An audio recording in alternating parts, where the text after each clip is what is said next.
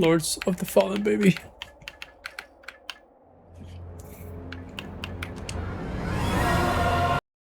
So, while I mess around with the character creation, which will start happening in a second, I want to just quickly explain high level what's the goal of this playthrough. So we're doing the Umbral ending playthrough of Lords of the Fallen.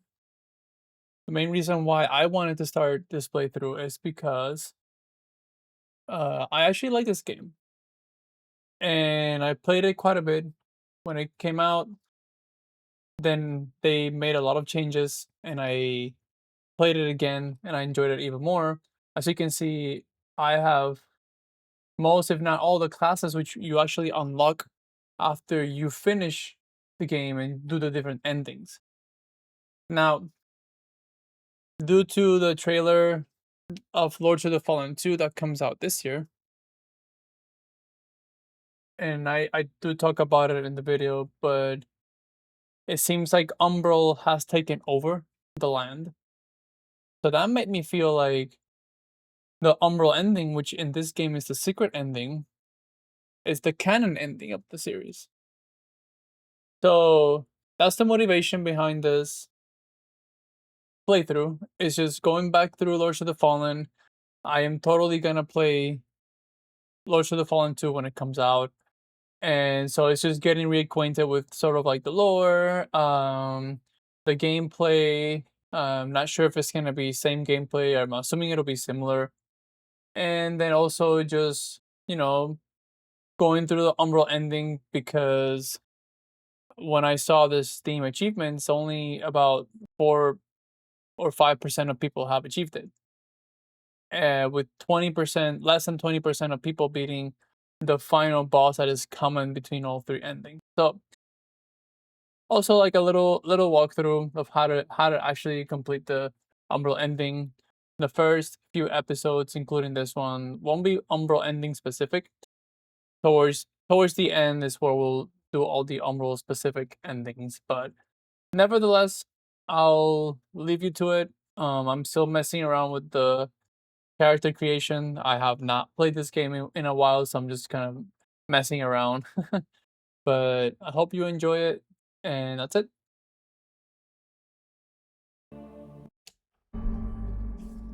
So, information that has come out on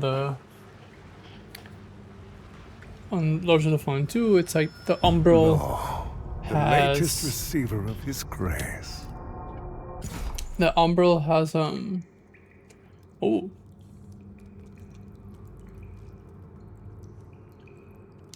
nice. Okay, that's better.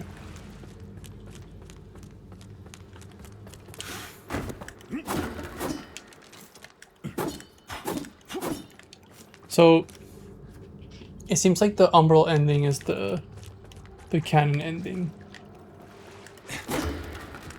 because Umbral has taken over the land. Okay, I think this is too much.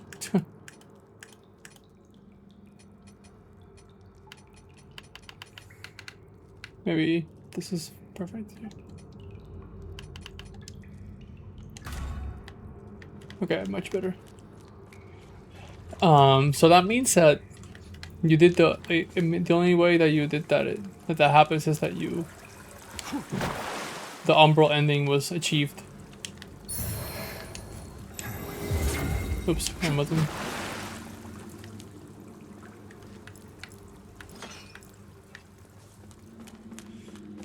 So that's what we're gonna be doing in this playthrough.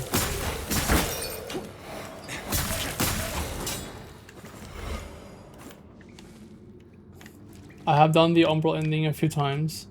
I love the final boss. So we're gonna be going through it. But I do think that the Umbral ending is the canon ending for this game. Yeah, okay.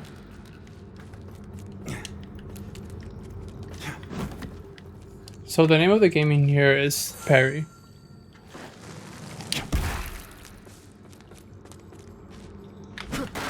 Oh. Marijuana dream might be worth it.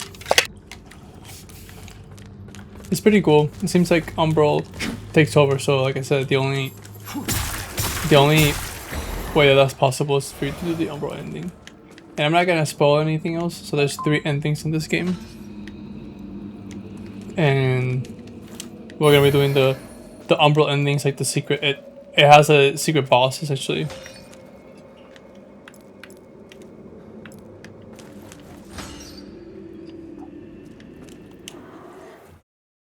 So I'm just gonna speed through this area here because I'm just really playing around with the controls. It's but I also take the time here in the video to explain some basic mechanics that I will be utilizing and explaining my build. I'm just doing a voiceover because I didn't do a great job at explaining it comprehensively. But essentially, we're gonna be taking advantage of status effects a lot, and not just status effects, but also just different elemental, taking advantage of the fact that we are using Umbral magic, which requires both Radiance and Inferno, which means that we will naturally be able to learn different Radiance and Inferno spells. So the main build for this character that I really enjoy and have fun with, and I've done it before, is just using either Inferno weapon, Radiance weapon, Poison weapon, Umbral weapon, all these weapon buffs depending on the weakness of the enemy or boss. And then taking advantage of the really quick R1s that this sword has. So this sword has all weapons in here have a one-handed and two-handed moveset. For the short swords, the one-handed is I don't know what's the percentage, but it kind of feels like it's almost like 50% faster than swings than the two-handed moveset for the R1s. So we're gonna be doing one-hand R1 so we can build up those status effects. This weapon naturally does frostbite, and frostbite is very powerful because it's not only able to do percentage damage when it's procced, but it also does poise damage when it's procced. So in combination with that and parries, that'll be the main way that will break postures. And breaking posture is really great in this game because the critical hit or grievous attack or repose, however you want to call it, does insane amount of damage. It does a lot of damage. So yeah, so that's just sort of the build that we're gonna go for, and I also talk about how I'm gonna be avoiding doing dash R1s or rolling R1s because for some reason in this game they actually do significantly less damage than a regular R1.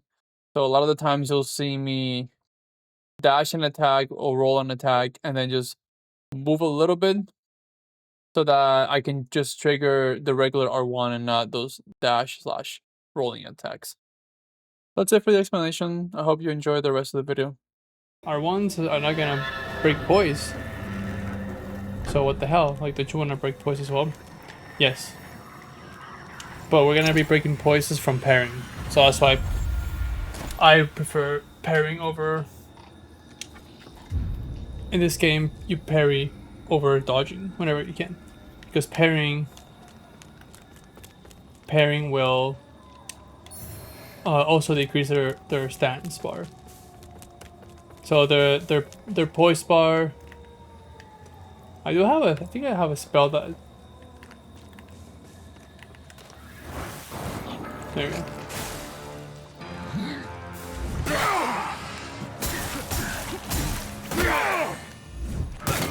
Wait, am I not dodging?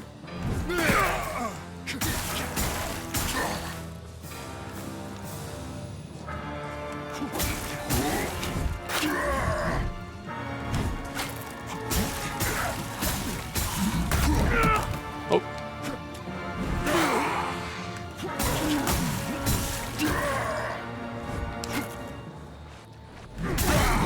Ouch. Okay, I don't know why parries are not working. So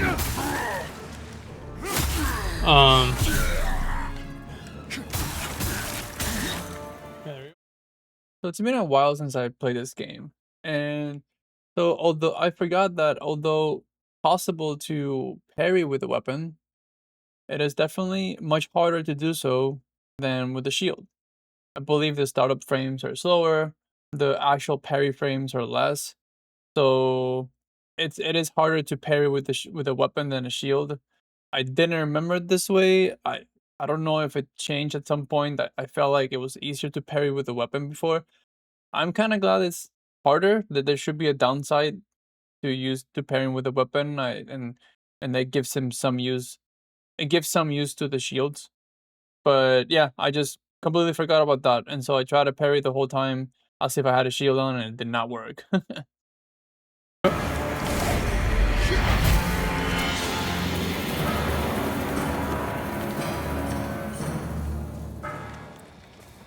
Right.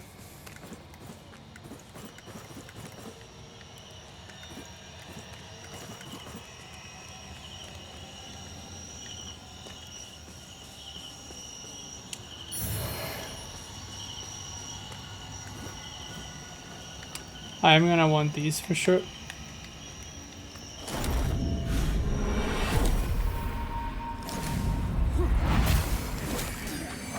Sentinels! To the cliffs! Fall back! Fall back!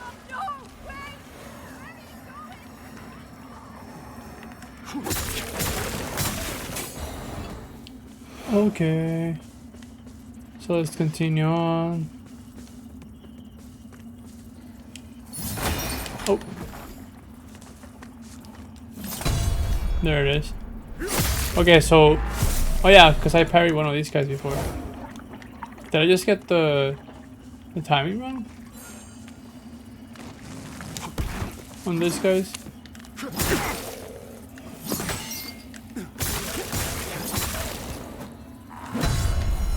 Yeah, like that's what you want to do.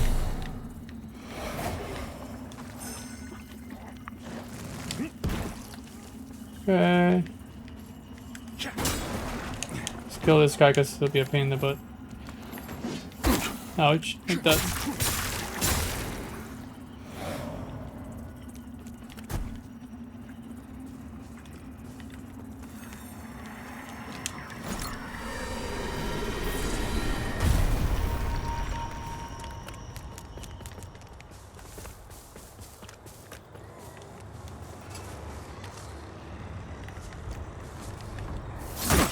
Ouch.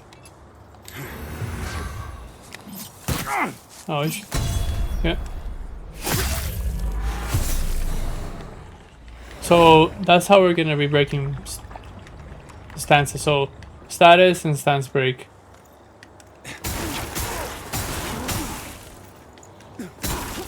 And so frostbite is so good for two reasons. In this game, when you frostbite an enemy, they take a chunk of health, percentage wise, but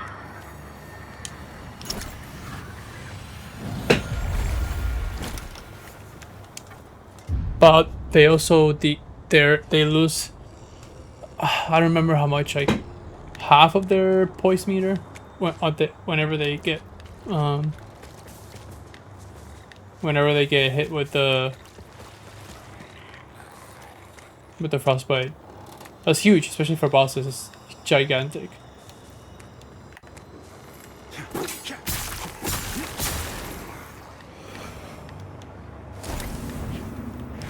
Okay.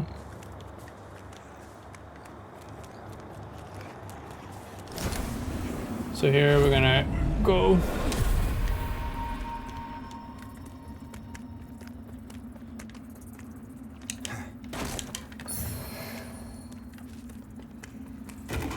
If I recall, there's a ladder somewhere here. Yeah, there it is. So that's how. So we want fast swings, but because this is a short sword, it's not gonna be doing tons of poise damage. But that's where the parrying comes into play.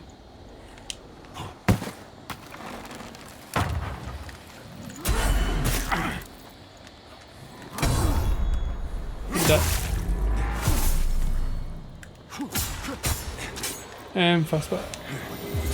Obviously, you gotta learn the movesets to be able to parry. Oh my god, scared me. But yeah, frostbite is insane in this game. And so also this class is called the Umbral Child. So this class is proof that I've actually completed the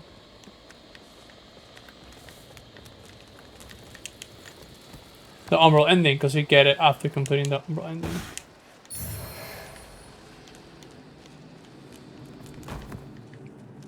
Okay. So we're coming up to our... You carry the if you don't make use of it. We're coming up on our first boss fight. Pieta. So here... I'm gonna upgrade. Get... Oh no, wait, strength. No, sorry. Vitality.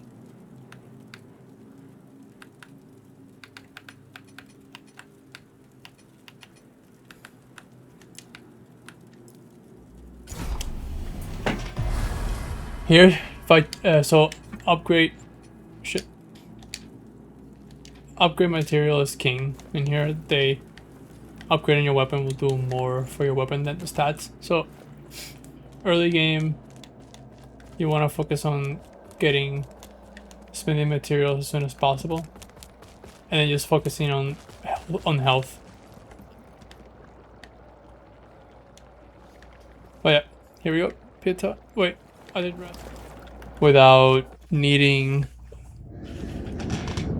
to rest. Holy Aureus, by your radiance grant me the strength to continue to endure these dark days, to lay bare the path to salvation for my wayward brothers and sisters, so we may walk it together, and to strike down all those who would see our will defied. Even as our suffering continued, I honored my pledge of patience to the exactor. And yet you now appear before me, a stranger, bearing what was not yours to receive. A betrayal made flesh, and one I cannot brook. Let's go. Let's see if I can be able to parry her. Okay, maybe not. Oh, I need to... Huh. That's weird.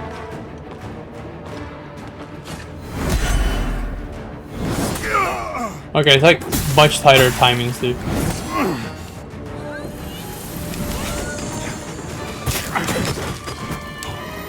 Okay, this...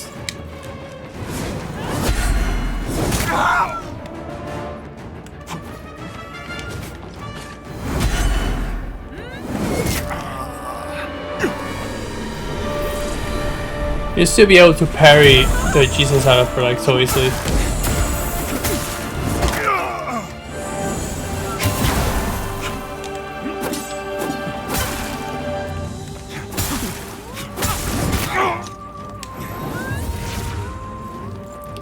Damn. There it is. I think the parrying frames are much easier on a shield.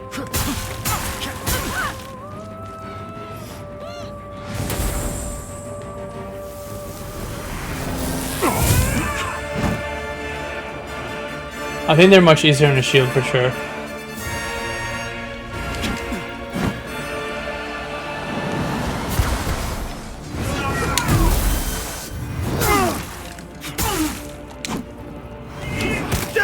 Oh. Okay. So this is... I feel like they changed her.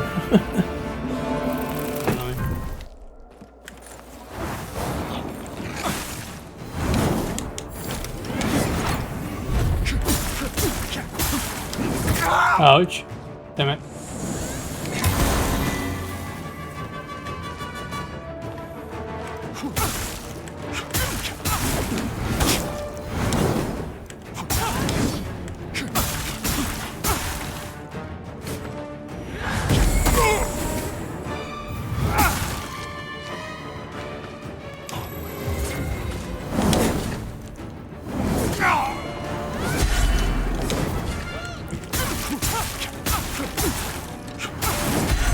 Nice.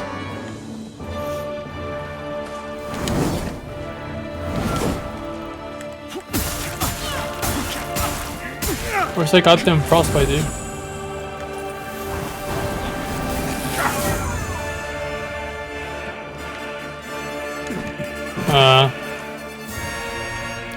Her thing got regenerated.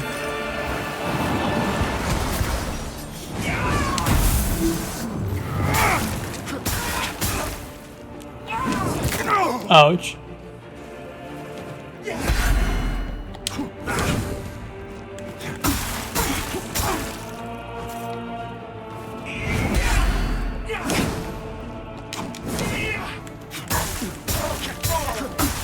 Frostbite! Damn, she's very resistant.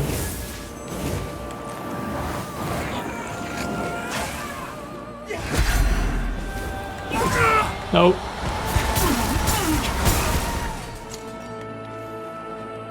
Come on. So pretty cool. I got a parry off on Pieta. I still am trying to parry, even though just I have a sword and it's much harder to do so. I should have just been dashing, but I still was convinced that it was a skill issue and not that the shields have better parry frames than the swords or weapons. So I kept trying, That's why I died the first time, but here we ended up getting it, I believe. So enjoy.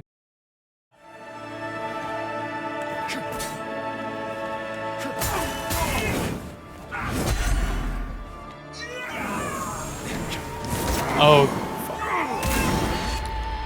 I didn't realize she had a grab. So get secure mode.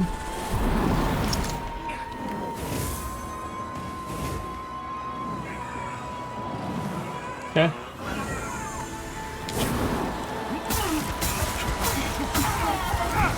Oh, she got the frostbite. So dumb. I didn't even get a chance to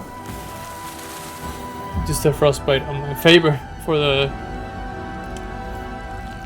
stagger.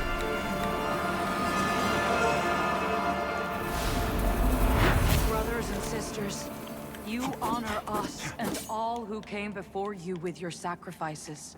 While I wish they were unnecessary, my wishes will not ease your suffering, but I pray my sorcery does.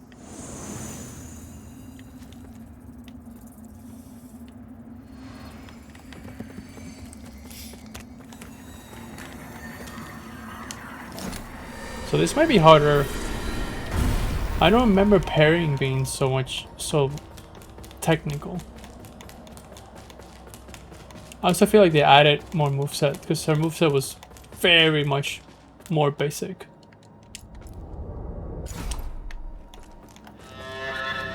But luckily we should be getting our shield, the shield for this build immediately. In darkness, in light. And to think I went all alone to deliver my... Forgive me, I'm Pieta of the Hall. So whether contained within the sanguinarics, should you bring them to the beacon Upgrade and my Adir's sanguinarics. I do have an upgrade. Our holy work continues, fellow sanctified vessel. May Aureus's divine radiance flow through me and into you. Dope. Okay.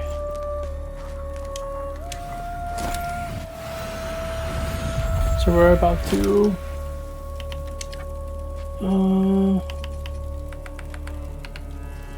so I get to 20 and then we can start putting some points in the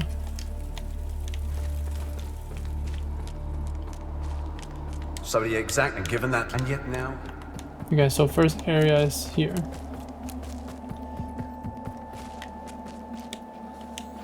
Not a you like the one I've learned a little about that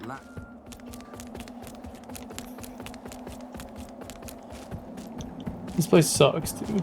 I just don't like this place at all. But I do get my shield, so that's pretty dope. Doesn't sound like anything The yet. house crossed count all I want, but they deem. What's a poor, He'll sell you. I rejected think disciple to do he now? sells I ask you. upgrade material. But he has to move to the hub.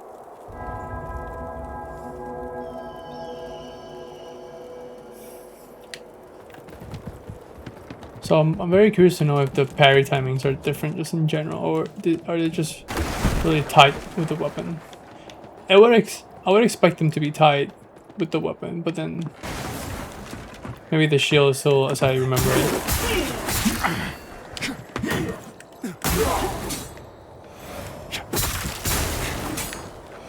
But the shield, we get it from here, so that's the thing. I don't spend that much time not. How do I use the map again? I don't remember. Oh, journal. Here we go.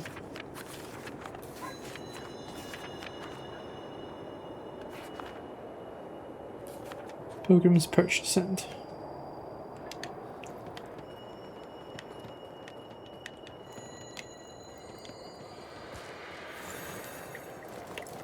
So we want to go, yeah, that way. Like, I don't really spend that much time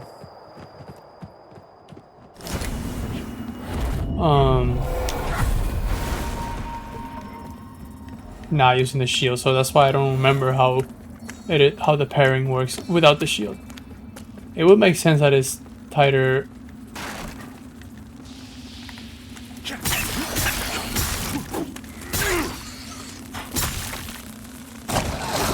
There's not an attack that is dangerous. Oh, she just fell. Okay. Is it here?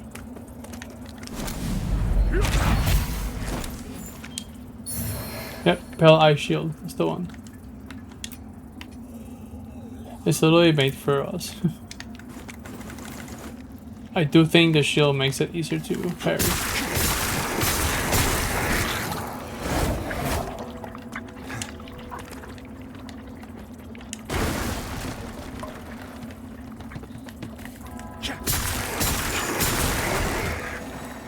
I do think, yeah, I should see, like,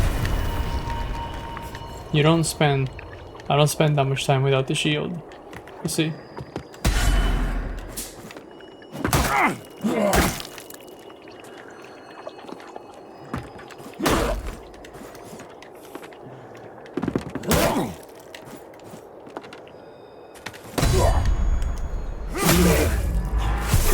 I'm gonna have to try it on a boss. I don't care so much about the healing because there's a thing right there.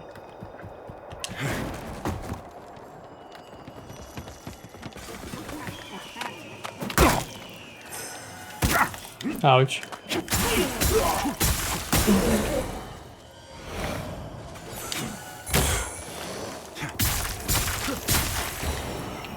Okay.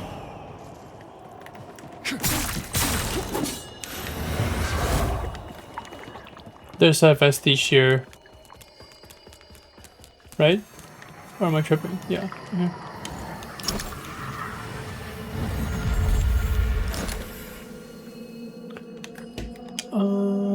Okay.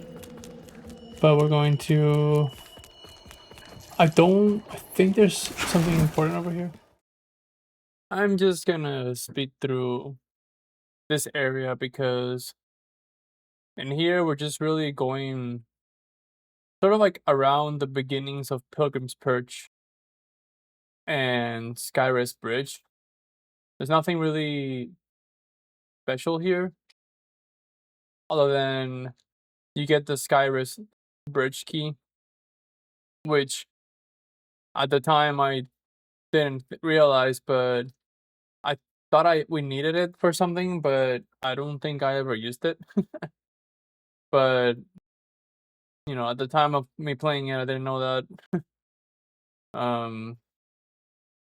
So yeah, there's nothing really important here, so I'm just gonna speed through this area. A lot of mob killing, just playing around with the shield, but there's nothing really important here at all. Oh no.